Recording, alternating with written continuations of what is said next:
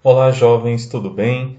Então, aqui é o professor Paulo, mais uma vez, para a gente poder continuar aqui com o nosso conteúdo, que é sobre o Império Bizantino, é o capítulo 1 da apostila de vocês, né?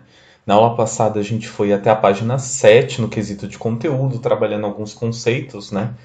Por exemplo, por que o nome do Império Bizantino é esse, que é uma homenagem, enfim, a uma antiga colônia grega muito importante na região, até quando ele dura aí, que é até o século XV, e algumas outras datas importantes, né? A questão do cisma da igreja e de algumas divergências no interior aí do cristianismo, né? Logo no início do cristianismo.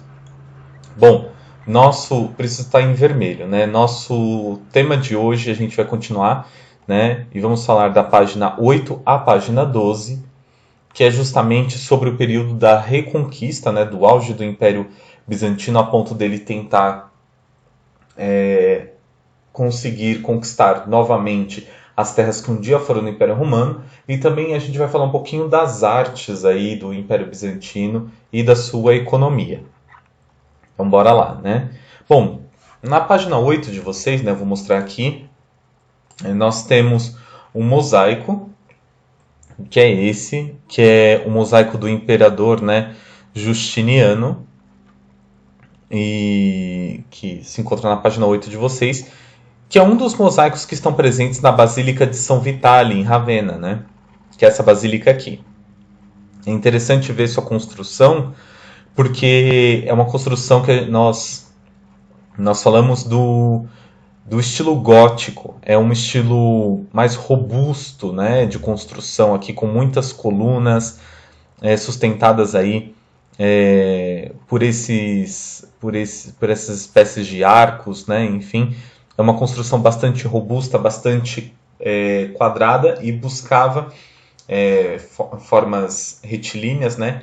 E buscava justamente a experiência do fiel, né? Da pessoa que acreditava, que frequentava a igreja, buscava justamente a experiência com o sagrado, porque quando a pessoa entrava aqui, havia grandes mosaicos, né? Grandes imagens imponentes, né? Imagens muito grandes e construídas para que a pessoa admirasse como divinas. Então a gente vai mostrar aqui, por exemplo, esse mosaico aqui do Justiniano. A imagem não está muito boa, né? Mas enfim, eu vou aumentar aqui para vocês. Aqui atrás do Justiniano é justamente um fundo dourado, um fundo, né, folhado a ouro. Então é justamente o ouro era no Império Bizantino uma referência ao sagrado. Então aqui a gente consegue perceber essas figuras todas em pé, muito grandes, né? Ao vivo e a cores são muito grandes, olhando diretamente para o fiel, olhando diretamente para a pessoa que os observa, né? Dá uma ideia de imponência, de poder, né? Se a gente olhar aqui todos, não importa quem, olhando diretamente para a pessoa que os observa. Bom, Justiniano é o único que tem essa auréola, ou seja, é o único que aqui é tratado como divino, apesar de nós termos retratados várias pessoas, é o único que é tratado como divino. Essa auréola aqui no cristianismo representa divindade. Nós temos aqui, de um lado de Justiniano, o exército, ou seja, um dos seus grandes poderes, e do outro lado, a igreja. Nós temos aqui o bispo Maximinus, né? E alguns dos seus auxiliares aí também, de outros sacerdotes. E aqui nós temos os paramentos do início aqui do cristianismo, que é justamente as escrituras, a questão da defumação, da pia, né, a questão do batismo. Então nós temos todas essas representações aqui nesse mosaico. Eu também quero mostrar um outro mosaico para vocês que também fica na Basílica aí de São Vitale, que é esse aqui, que fica justamente no teto, né? Num dos tetos aí, a gente chama isso de abóbada, né? Numa das abóbadas aí, que é esse teto arcado aí, arqueado na verdade, que é justamente a representação de Jesus Cristo, muito parecido com o Justiniano, né? Então a gente consegue perceber que os traços físicos, né, de todas as figuras representadas têm olhos destacados, um nariz alongado e fino, e lábios também igualmente finos, todos brancos, né? Porque nós falamos do Império Bizantino com um grande lastro aí na população grega e, e também figuras imponentes, né? Figuras alongadas, grandes no teto. Então nós temos aqui no centro Jesus Cristo, aos seus lados, né, de cada um dos seus lados, nós temos os arcanjos, aí não sabemos quem é o Miguel, quem qual arcanjo que é qual. Também não há identificação, né? E nós temos aqui dos seus dois lados, temos dois santos, né? Na verdade, esse aqui é um santo, que é o próprio São Vitale, que é o santo dessa basílica, e aqui nós temos um bispo, né, que é o bispo Ursicinus, que foi responsável por mandar construir a igreja de Saint Apollinaire, né, a Basílica de Saint Apollinaire, que é uma outra uma outra basílica presente aí no Império Bizantino, que é essa daqui. Então, uma das formas de marcar a presença da igreja no Império Bizantino foi justamente a construção de basílicas, né, de igrejas sobretudo, mas também a construção desses mosaicos, que são imagens religiosas que permitem que o fiel crie uma espécie de identificação com a religião e também comece a cultuar essa religião, né, por meio dessas imagens com as quais ele consegue ter aí uma relação com a divindade ou as divindades aí, quesito de santos, anjos e outras figuras religiosas, né? Então, como nós estamos aqui no início do poder da igreja no Império Bizantino, né? O início da igreja também se espalhando, tentando lutar contra os povos ditos bárbaros que conquistaram o Império Romano do Ocidente. Então, nós temos aqui sempre a questão da santificação também desses bispos, dessas imagens centrais na Igreja Católica. Então, esse aqui é um outro mosaico, e diferente daquele outro, a imagem está bem melhor nesse. Então, a gente consegue ver aqui todos os pedacinhos, né, folhados a ouro aí, do fundo desse mosaico. Então, a gente consegue perceber aqui, o mosaico justamente é montado a partir de vários pedacinhos que são colados, aí não é pintado isso, são vários pedacinhos de pedras, de folhas de ouro, que são cortados e colados para a gente poder aí montar essa imagem. Então a gente consegue perceber aqui, ó, vários pedacinhos colados. Se pudesse aproximar mais ainda, viriam pedacinhos minúsculos formando essas figuras sagradas, né? Mas aqui, por exemplo, há poucas pinturas. Aqui está pintado em cima da parte dourada, né? Então, assim foi composto esse mosaico. Então vamos voltar aqui para o nosso texto, né? É justamente aí, nós já analisamos esses mosaicos, percebemos que essas imagens elas são construídas dessa forma, não porque representam a realidade, não é porque as pessoas eram realmente assim, Justiniano não era realmente assim, Jesus não era realmente assim, mas eram construídos para dar um ar aí sagrado e imponente, ou seja, um ar de poder aí, para as pessoas poderem cultuar essas imagens. Né? Cultuar, na verdade, as figuras sagradas por meio dessas imagens. Bom, é importante também lembrar que o Império Bizantino foi importante por conseguir, deixa eu só corrigir aqui, por conseguir compilar e organizar mais de 1000 anos de leis romanas, né? Também durante o governo Justiniano que nós temos a compilação do Corpus Iuris Civilis, que é justamente o corpus jurídico civil de mais de 1000 anos de leis no Império Romano. Era dividido em 3 partes, como está na apostila de vocês, né, comentado. Aí tendo não só as leis antigas, mas tendo destaque também as leis construídas durante o período de Justiniano. Bom, é importante a gente lembrar da questão da economia do Império Bizantino, que é um mapa, deixa eu projetar aqui para vocês, o mapa da apostila de vocês, que está na página, deixa eu só achar aqui, na página 11. Na página 11 da apostila de vocês, nós temos o mapa, que está escrito Etapas e Comércio do Império Bizantino. É um mapa que tem alguns problemas, né? Um deles é porque ele mostra rotas comerciais, que é o rosa, mas ele não mostra a flechinha para onde elas apontam, né? Então nós temos que intuir, por exemplo, que aqui ouro, prata, né, e mercúrio e esses outros produtos, eles saem daqui e vão até a atual Inglaterra, né? Então nós temos que intuir esse caminho, porque ele não fica claro que o percurso da seta, por exemplo, é esse. Mas o que é importante aqui não é a gente saber de onde saem as coisas e para onde vão, já que o mapa não traz essa informação, porque ele não tem o fluxo da seta. Mas sim perceber o que era comercializado no Império Bizantino. Né? E é interessante observar o que era comercializado, é que eram produtos tanto agrícolas, né? Ou seja, produtos de origem vegetal plantados, né? Quanto minerais e outros tipos de alimento. Então vamos lá.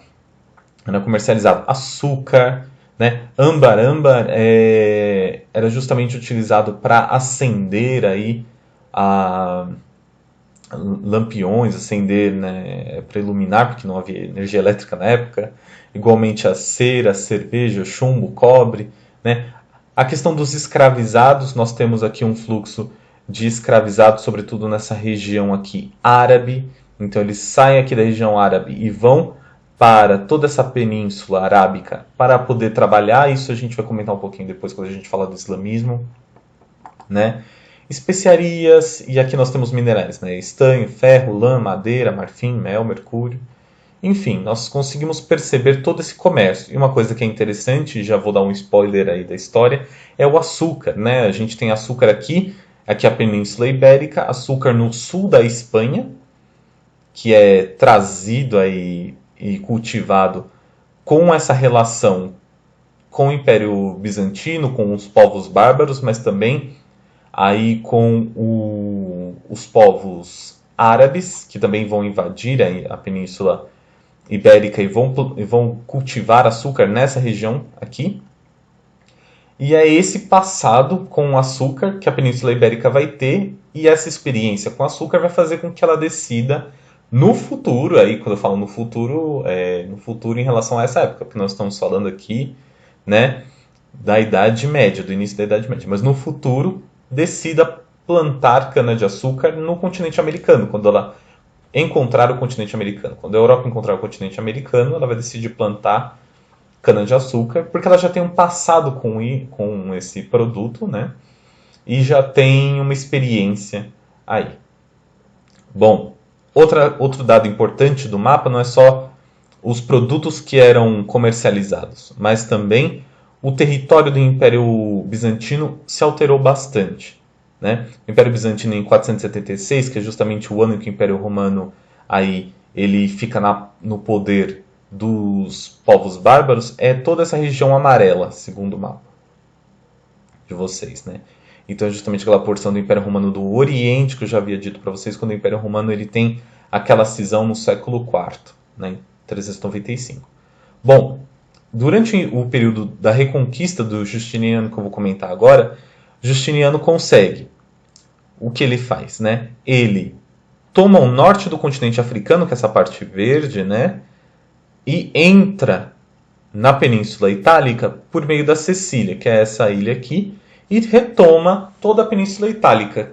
Ou seja, todo o centro aí do que foi o Império Romano do Ocidente, que havia sido tomado pelos povos bárbaros. Então a reconquista do período de Justiniano é justamente o momento que o Império Bizantino tenta retomar e unir todo o território que um dia foi do Império Romano. Eu vou mostrar o fluxo da guerra aqui. O fluxo da guerra é muito intenso na Península Itálica, a ponto de eles vão avançando até certo ponto. Depois os povos bárbaros, né, os ostrogodos, que eram os que viviam nessa região, vão empurrando, né, vão derrotando os bizantinos, a ponto dos bizantinos terem que voltar e ficar aí nesse norte do continente africano e tomando aí um pedaço da Península Ibérica. E aí Aos poucos o Império vai reduzindo. Então nós temos aqui uma data de 1350, que é essa data verde aqui, que é essa linha verde, perdão, e depois de 1450, que é essa linha roxa, porque o Império Bizantino, além de lutar contra os ostrogodos para tentar reconquistar, vai ter que lutar contra as populações que ficam aqui, ao seu redor, de origem árabe, e vai perdendo território ao longo dos anos, né? Em 1453 é quando a capital, né, Bizâncio, né, é a capital Constantinopla, ela é tomada. E aí, enfim, o Império Bizantino deixa de existir. Tá bom? Então esse é o mapa aí da página 11 da apostila de vocês. Bom, a questão dessa guerra de reconquista que eu estava falando para vocês, eu vou mostrar aqui um mapa. Ele está em alemão, mas não nos interessa saber exatamente tudo que está escrito. Eu vou só mostrar aqui, analisar rapidamente o mapa, para a gente poder entender. Lembra que eu disse ainda agora que os bizantinos eles vão entrar na Península Itálica, aqui está a Península Itálica, no desenho da Itália, o destaque dela, pelo norte do continente africano, pela Sicília, que é a ilha Sicília, e vão tomar aqui a Península Itálica praticamente inteira, que era o território ostrogodo, né? E aqui nós temos o fluxo das setas, né? Esse fluxo laranjinha são os bizantinos conseguindo adentrar a Península Itálica e tomando o território. Os anos laranjas é quando eles conseguem ir vencendo as batalhas. Então nós temos esse fluxo das batalhas. 535 eles entram na Sicília, vencem. Em 536 eles vencem aqui essa batalha na ponta da Península Itálica e vão subindo, né?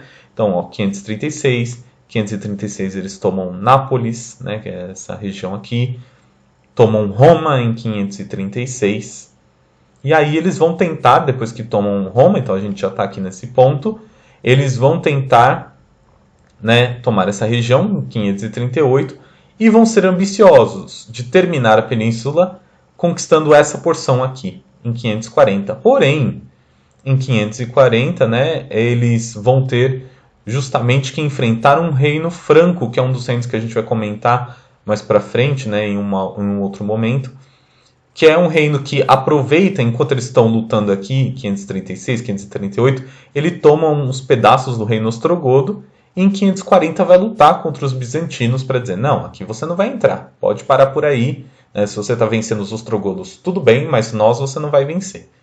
E enquanto eles estão lutando contra os francos, em 535 os ostrogodos também vão avançando para chegar a encontrar aí os bizantinos. As batalhas com os bizantinos aqui começam então com esse fluxo aqui laranja escuro, começa a partir de 550, enquanto tem esse fluxo verde, né, que também é uma frente ostrogoda que vem dessa região, a partir de 540. Então nós temos aqui derrotas dos bizantinos em 546, em 547 os bizantinos vencem de novo, outro conflito nessa região, em Roma, que era a capital, né? A antiga capital romana, que era uma cidade importante para os bizantinos conquistarem. Então lembrando, eles tinham conquistado em 36, né? Perdem em 46, ganham em 47, perdem em 49, ganham em 52. Olha isso. Nós temos aqui, então, 5 conflitos só na cidade de Roma. Imagina isso, gente. O Império Bizantino, que tinha pouco mais de 100 mil homens aí em seu exército, ele vai perder muitos homens nesse conflito aqui, as chamadas guerras góticas, que vão servir aí para tentar reconquistar essa península. Então eles vão, de início, conquistar. Até 540 estava indo tudo bem, tudo maravilhoso. Mas a partir disso eles vão começar a perder uma série de conflitos, né? Aqui 46, 43, eles perdem Nápoles, né? Eles vão lutar em 553 com essa outra frente que veio essa laranja escura. Até que em 554 a guerra está acabada, eles se retiram. Saem, né? Praticamente em 554 não tem mais nada o que fazer. Eles já tiveram que voltar tudo que eles conquistaram. Então é uma guerra que demanda muito dinheiro, demanda muitas pessoas, e muitas pessoas acabam morrendo por isso, né? Bom, Nós vamos, depois de comentar tudo isso, eu acho interessante nós trabalharmos aí o exercício da página 10 da apostila de vocês. Deixa eu só projetar aqui a página 10. Deixa eu diminuir aqui um pouquinho. Bom, esse exercício na página 10, ele vai falar sobre o corpus iuris civilis, que é esse corpus jurídico civil, que são as leis de Justiniano, e esse corpus jurídico vai trazer alguns elementos da época do Império Bizantino, principalmente a sua divisão social. Por quê? Como é que era dividida a sociedade bizantina? A gente vai entender então ao ler aí o Código Civil Jurídico, essa compilação. Então vamos lá, né? O texto abaixo é uma reprodução de trechos do Código de Lei Justiniano, mais conhecidos como Corpus Iuris Civilis. Leia-o atentamente e depois responda às questões propostas. 3. Leis dos indivíduos. Toda a nossa legislação refere-se a indivíduos, objetos ou ações. Falemos primeiro dos indivíduos, pois não há sentido em conhecer a lei se não soubermos para quem essas leis foram feitas. A principal divisão dos indivíduos prevista em lei é esta. 2 pontos, né? Todos os homens dividem-se em livres e escravos. Bom, então já é uma divisão que havia no antigo Império Romano do Ocidente. Dividir em livres e escravos. E aí os livres naquela época, lembra que eu havia dito para vocês, eram divididos também por ordem de nascimento, que eram aqueles que eram donos de terras, né, os antigos patrícios, e aqueles que eram os trabalhadores, os plebeus. Então vamos seguir aqui. 1. Liberdade com a qual os homens consideram-se livres é o quê? É a capacidade natural de cada um fazer o que lhe aprouver, ou seja, o que achar que deve fazer, a menos que seja impedido por força ou pela lei, né? Essa parte aí do Código Civil aí justiniano tem, né, em várias legislações ocidentais, inclusive na brasileira, que liberdade é justamente você poder fazer aquilo que você quer no sentido jurídico, né? Você poder fazer aquilo que você quer, desde que seja permitido por lei, ou seja, desde que não seja também permitido ou proibido por lei, né? O sentido jurídico de liberdade é esse. 2. A escravidão é uma instituição da lei internacional, né, pela qual um homem é feito propriedade de outro contrariamente ao direito natural. Então o que ele está querendo dizer? Que não são só pessoas, né, nascidas dentro do Império Bizantino que podem ser escravizadas. Elas podem ser escravizadas de várias formas. Uma delas é qual?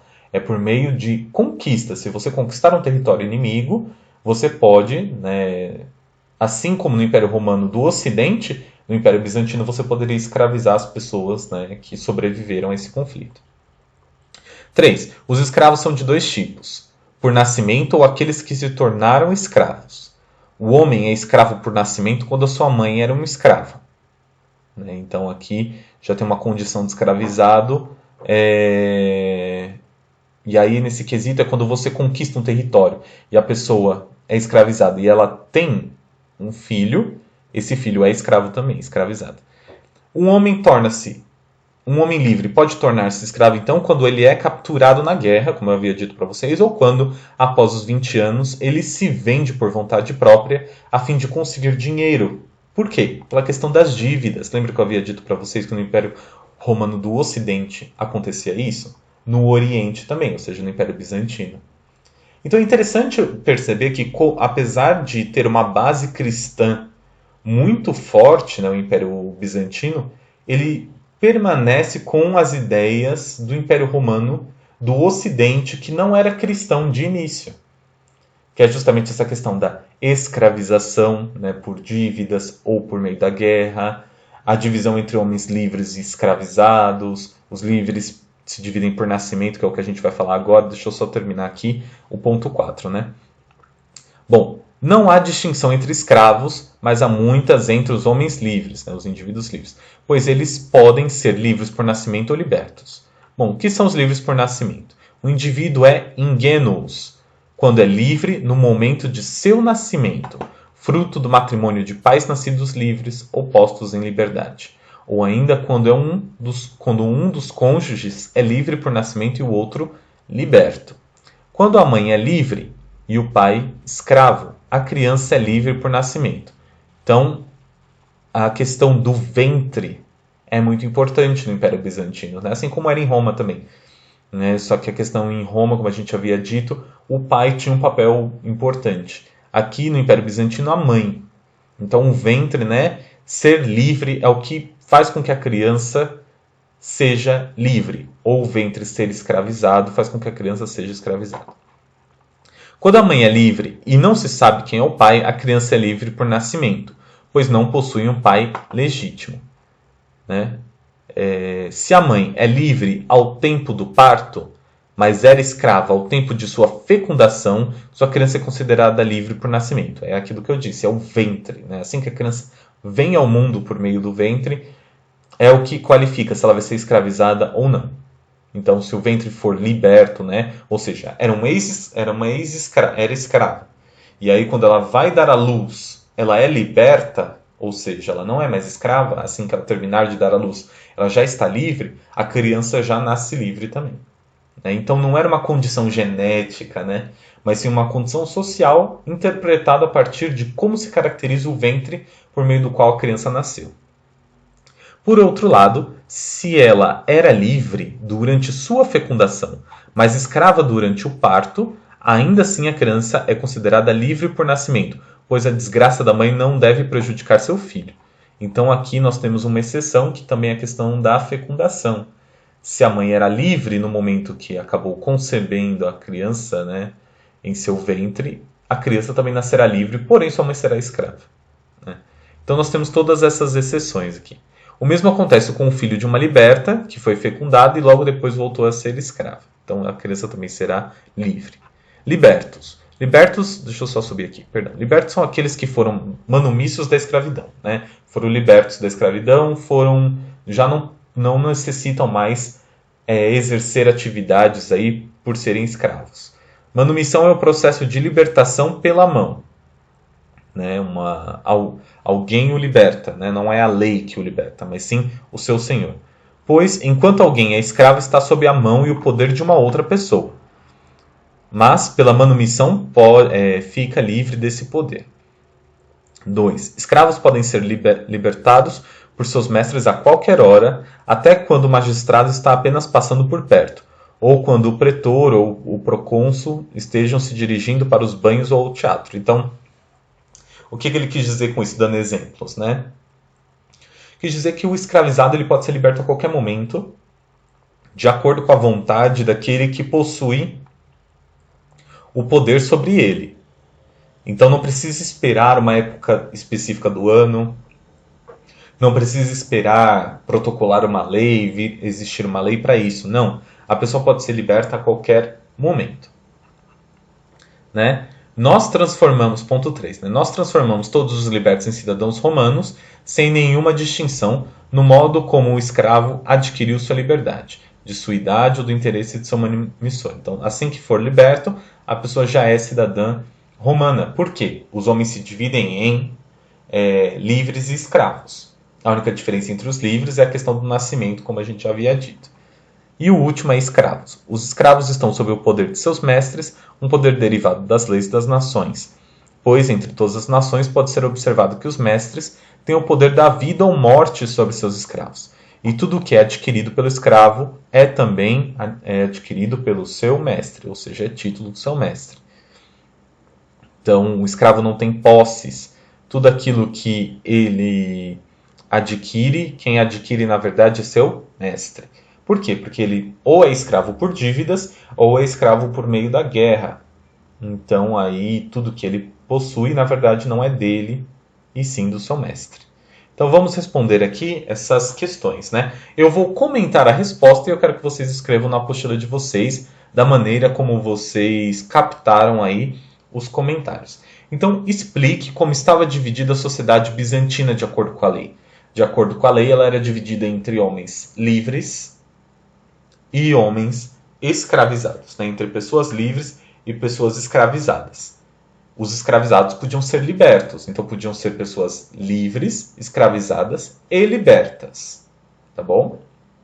Então tinha essa divisão aí em 3 partes.